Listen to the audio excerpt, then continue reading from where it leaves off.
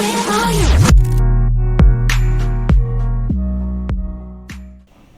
guys, Glinski here for Third Line, joined today by Dom Clark. How you doing, mate? Good to see you. Good to see you. Dom, a very experienced British mixed martial artist. You've been on the scene for a while, but Dom, how did you move into combat sports? It was purely by accident, really. I got involved basically when I started doing Greco-Roman wrestling, pure boredom. Started doing that, and then I kind of found that I had a bit of a knack of competitiveness, and basically got chucked in the deep end and started fighting pro MMA. And that was it, really. It kind of just flourished from there. So.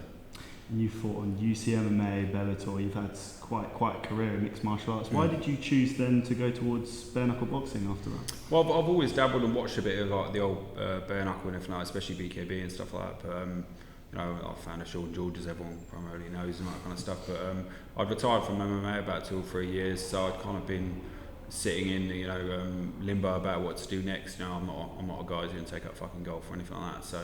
And I kind of knew a guy called Stephen Miller, who's kind of involved in an ex-promotion called Rogue Elite, and I was going to one of his first shows, and I basically got the call about 4 days before saying, do you want to fight on the headline, do you want to fight the main event against our champion?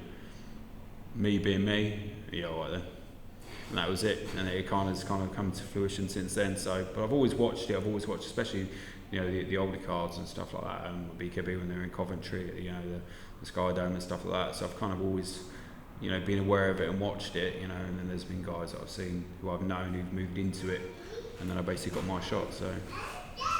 And you went from, it was 2 fights, you, BKB, Rogue Elite. How did you then get the call onto BKB trademark? Well, when I beat Luke Atkins on UBKB up in Manchester, and I took the titles away from him.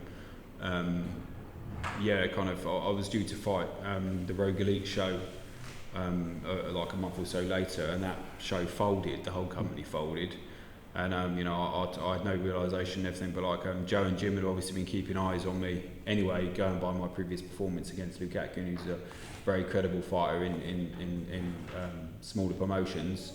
He's fought Jimmy Sweeney and people like that. So because I demolished him, I had no idea they'd kept tabs on me, and I got invited to come and meet Joe. And I thought I was just going to get invited to come and watch one of the shows, and he basically wanted to sign me there and then. So very fortunate, quite humbled by it, and it's kind of that started the road with BKB. So.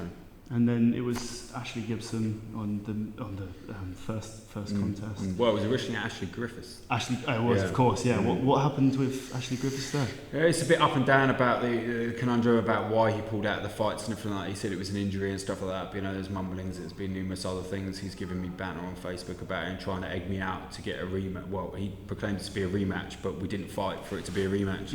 And he hasn't been asked to be back on any card since then. So I had Ashley Gibson, who's well known fighting on bare fist and other promotions, being a very tough journeyman fighting MMA, bare knuckle, glove boxing. He's just a tough round kid all round, and he took the fight on 4 days' notice and stuff. And that fight didn't go my way, so I kind of threw everything out of the pram, let my emotions get ahead of me, didn't listen to my coaches, and just basically swung for the fences, and just it cost me. So I've learned very much from that. So I assume then the learning lesson there is just maybe you've said to me in the past that you don't go in there with a game plan, you sort of run off emotions. Are we going to see a different side to Dom Clark against Eric Olsen? No. Not in the sense that I'm just I am that fighter. I'm not technically a boxer. I'm a fighter. I don't proclaim to be a boxer. I didn't even proclaim really to be a purist MMA martial artist. I am a fighter. I come to fight. I'll look for a gap and I'll find it. I'll look for a way to beat you. I'll get in there and I'll grit down and I'll test your chin. Very much. I'm very much in there to fight. If it looks messy, that's just my style. But no, it's just I'm not going to let faculties and stuff that affected me in my last fight outside of the fight game and personal issues affect me this time round. Things are good. Things are calm. Training's going well, and I'm just going to turn up and do what I'm supposed to do. So. And what do you make of Eric Olsen? He's a very outspoken gentleman, but maybe not so much with you. You're one of the few people that probably call him a gentleman. Yeah. But I've got a lot of time for Eric. Me and Eric have known each other through the circuit, being that he's fought MMA and stuff like that, and we've known of each other through time. And I've met him on previous shows and all that kind of thing. And I think he's solid. I think he's fucking sound. I think a lot of his stuff that he does and all that kind of stuff is, that's just the way Eric is. One day you can be Eric, could be the nicest guy in the world. The next time you meet him, he can tell you to go fuck yourself. I'm gonna blow you up or whatever. You know what I mean? But that's just Eric. But I've got nothing against Eric. I think he's sound. He's gonna come to fight. He's gonna come to hurt me. There's no fucking illusions about that. He's come to bust my face up, and I'm gonna try and do exactly the same thing. We're in there to have a barnstorm. We're in there to have a fight. We both want to fight. We both got respect for each other. There's no delusions about that. We both know what we're capable of, and we're both there to fight, really. And we'll shake each other's hands afterwards. I'll probably have a couple of fucking stupid selfies. He'll call me a prime up model or wherever it is again. You know what I mean? A bit of yeah, but he's a great fighter, and he's one of the few international guys that's stuck around. That's the thing. People don't, yeah, he's outspoken. He says a lot of shit and all that kind of stuff that rubs people up the wrong way, but. Credit where credit's due. He's been around a long time. He's one of the few, international fighters who keep coming back, keep getting invited back, keep given tough fights, and he steps in there and he fights. Win or lose, he gets steps in there and fights. So the respect's kind of got to be there, and I got massive respect for him. And when Jim offered me the fight, it was like a no-brainer for me. He's one of the caliber pioneer names of BKB. What a way to fucking go and get in there, fight a credible guy. I'm not looking at pound my record and fight the nobodies. I want to fight somebody who's well known and who's decent, and who's going to give me a fight. So, yeah, and I wanted to know. I guess you sort of kind of answered it there, but how do you deal with a person like Eric Olsen, who is so different one day to the other in the way he fights? Similar. Yeah. You don't.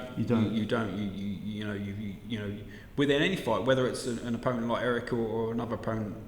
It's your journey, it's your path. You've got to get in there and be ready for you. If you're focusing on what your opponent's doing, you ain't doing what you're supposed to do. You've lost before you fucking got in there. You've got to focus on what you're doing, what your coach is expecting of you, and what your camp's expecting of you. You're the one who's got to get up and do the road running. You're the one who's got to sort your diet out. No excuses on anybody else. You've got to put it on yourself. My last performance was all down to me. My coaches had the right game plan. We were sparring. We had, my diet was on tap. My weight was on. I just let my head go. So all those excuses are down to me. All the blame hits me. I'll never stand up and put my hands up and say my coaches didn't do this, or my coaches weren't there for that, or that person didn't spar for this, or that person didn't buy a fucking ticket. It's down to me, and that's the way you should. Fighting's a lonely sport. In the end, you're the only person who gets in there, so it's all on you. So I'm not worried about what Eric's doing. I've got to worry about what I'm doing. And we'll leave it there on those inspirational words. Thank you so much. No worries. Cheers, mate. Thank you very much. Cheers, guys.